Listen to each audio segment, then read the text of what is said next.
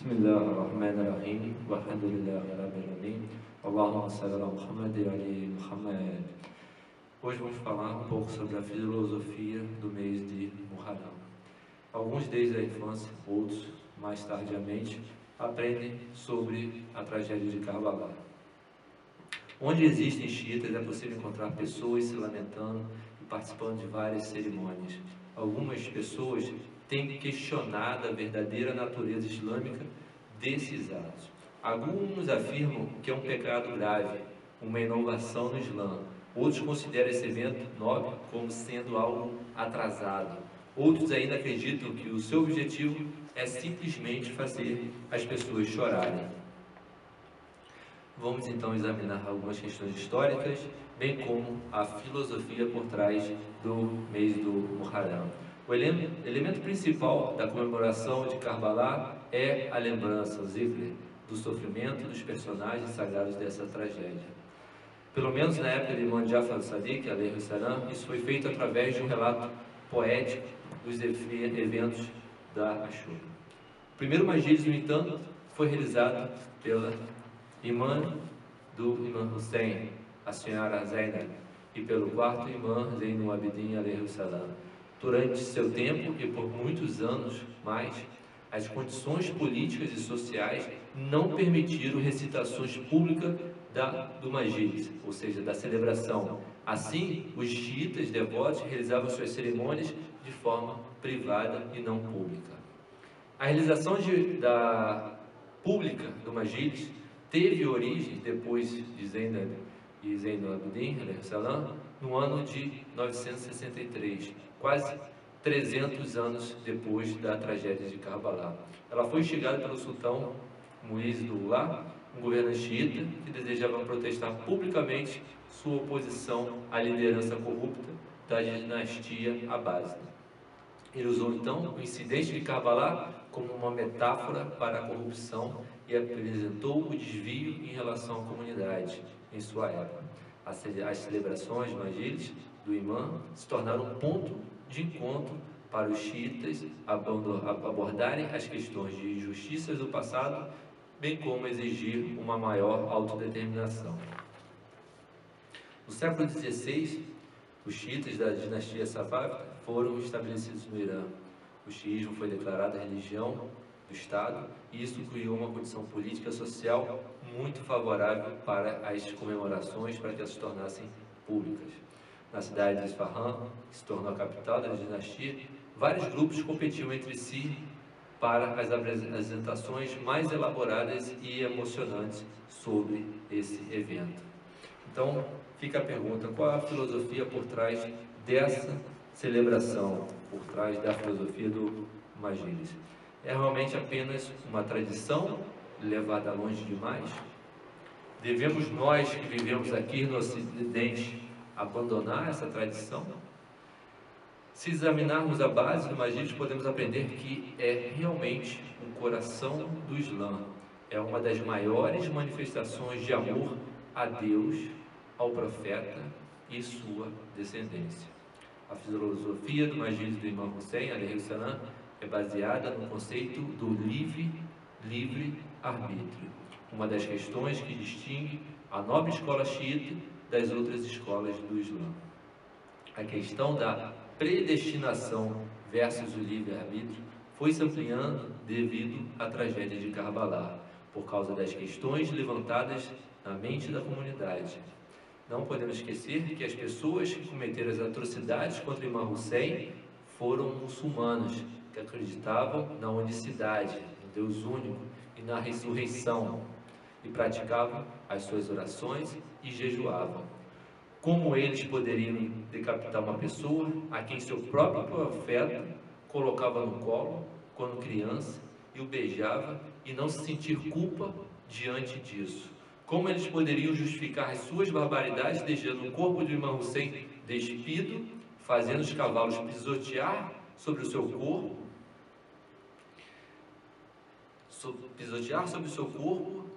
e, diante disso, não demonstrar qualquer emoção?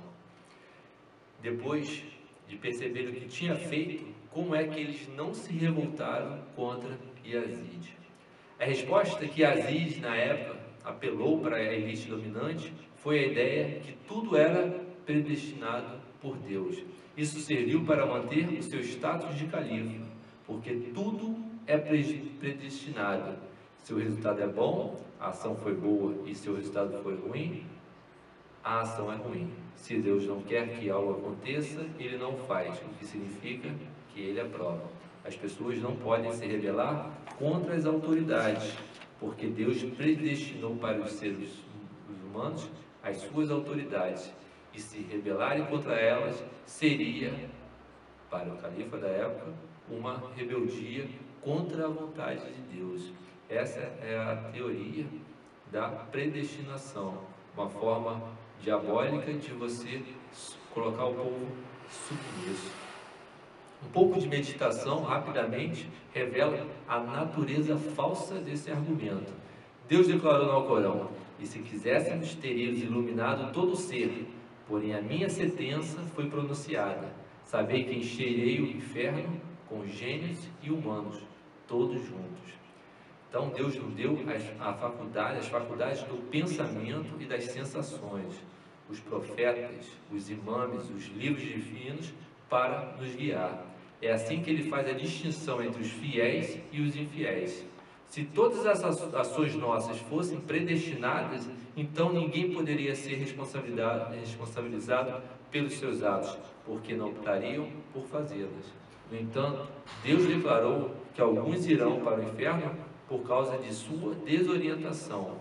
E se Ele fez algumas pessoas desviadas serem destinadas ao inferno, não foi por sua vontade ou para puni-los, mas por algo que Ele o fez fazerem. Isso implicaria que Deus seria um Deus injusto.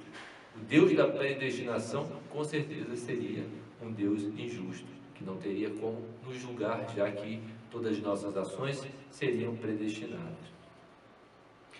Deus declarou no Alcorão: Deus não frustrará ninguém, nem mesmo no equivalente ao peso de um átomo. Seguindo, Deus disse: Deus em nada defrauda os humanos, porém os homens se condenam a si mesmos. A justiça de Deus, portanto, sempre foi um dos pilares da crença xiita no Islã. Deus é justo e nenhuma injustiça pode ser atribuída a Ele.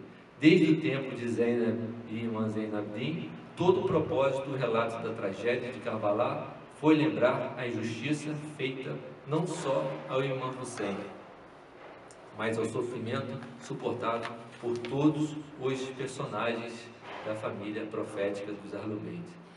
O Majlis, então, as celebrações de Ashura tornaram-se um veículo para expressar esse conceito vital e importante do livre-arbítrio.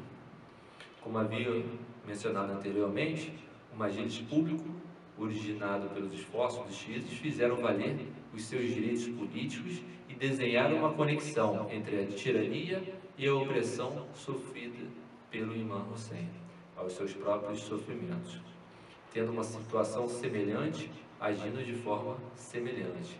Assim, fora do movimento da Majlis, da celebração, surgiu uma representação teatral dos eventos de Karbala, chamado Tasyir. Então, tem sido uma das maiores armas dos xiitas ao longo dos anos de resistência contra os opressores e uma inspiração na renovação dos laços de fé e fidelidade ao Islã. A opinião de muitos grandes estudiosos islâmicos tem igualmente apontado a essas performances.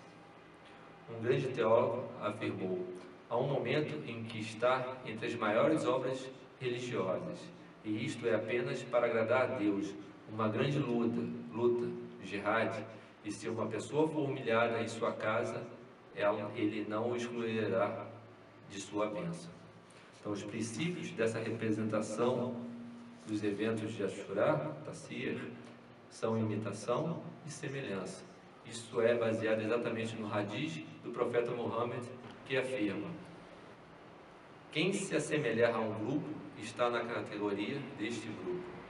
Imitando o Imam Hussein no desempenho, no clamor por ele através da simpatia e da compreensão da sua situação, se assume o caráter da personalidade pura e radiante. Tanto assim que se lembrar dele e de seus companheiros é como ter permanecido nas suas fileiras e ter se sacrificado pelo Islã, como fizeram. Muitas pessoas perguntam o propósito do choro por pessoas que viveram e morreram 1200 anos atrás, sugerindo que esqueça tudo isso e siga em frente. Para fazer isso, seria como esquecer o Islã. Na verdade, chorar pelo Imam Hussein é tão desejável que se comparou com os frutos de adoração de Deus. Imam Sadiq alaihi salam afirma: o suspiro da tristeza pelo mal que nos fizeram é um ato de adoração. E ele disse ainda: e quem se lembrar de nós, ou lembre-se de nós em sua presença, é uma lágrima tão pequena como a asa de um mosquito que cai dos seus olhos. Deus perdoa todos os pecados. Imam Hussein alaihi salam disse: eu sou o mártir das lágrimas, eu sou o mártir de lágrimas. Nenhum homem de fé se lembra de mim e deixa de chorar. Por que então os imãs com grandes méritos atribuíram esses atos uma marca de fé ou um ato de adoração? Você não pode chorar verdadeiramente por eles, a menos que você compreenda a sua generosidade, coragem, devoção e sacrifício pela verdade. Para fazer isso, você deve estudar suas palavras, as ações, pela sua própria verdade, e irá incutir o desejo de colocá-los em prática. Então, quando você suspirar por eles, você terá a recordação de Deus e sua promessa do reino, apenas a serem estabelecidas pelo Imam Mahdi, aumentando assim a sua fé e paciência durante o período de dificuldade.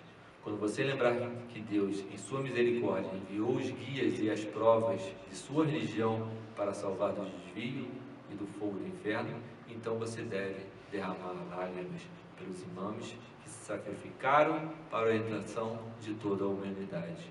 Lembre-se, como profeta disse, que uma hora de contemplação é melhor do que 70 anos de adoração a Deus. Está escrito, Deus nos disse através do Corão: recordai-vos das mercês de Deus, a fim de que prospereis. Recita ainda o que te foi revelado no livro e observa a oração, porque a oração preserva o homem da obscenidade e do ilícito. Mas, na verdade, a recordação de Deus é o mais importante. Sabei que Deus está ciente de tudo. Vocês não têm que morrer no campo de batalha para ser um mártir. Você não precisa segurar uma espada na mão para ser um sábio islâmico no caminho de Deus. O mártir é literalmente alguém que presta testemunho, neste caso, sobre a unicidade de Deus.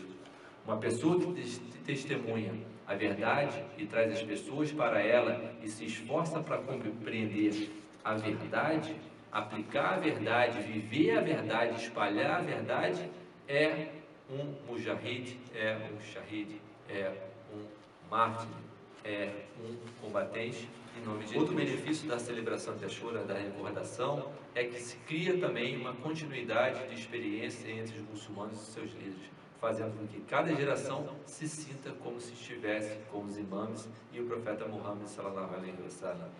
Pense em como você se lembra de um ente querido, e é como se eles estivessem vivos em sua presença. Ao recordar a vida daqueles entes queridos e infalíveis, repetindo a sua tradição e vivendo o seu modo de vida, a sua suna, que anima o espírito da conexão entre eles e nós, temos esperança, o que nos aconselha em momentos de dificuldade e fornece um caminho de bravura, sabedoria, generosidade e paciência. Imam Hussein alaihi salam tomou a decisão de enfrentar a injustiça e a tirania, em vez de ser complacente com ela. A vitória de Karbala não foi decidida no campo de batalha, mas no coração dos que procuravam a verdade e que amam a Deus. A verdadeira batalha não era sobre o poder, mas sobre a justiça e obediência a Deus e a seu profeta. É também travada por aqueles que compreenderam corretamente a mensagem de Karbala de Imam Hussein.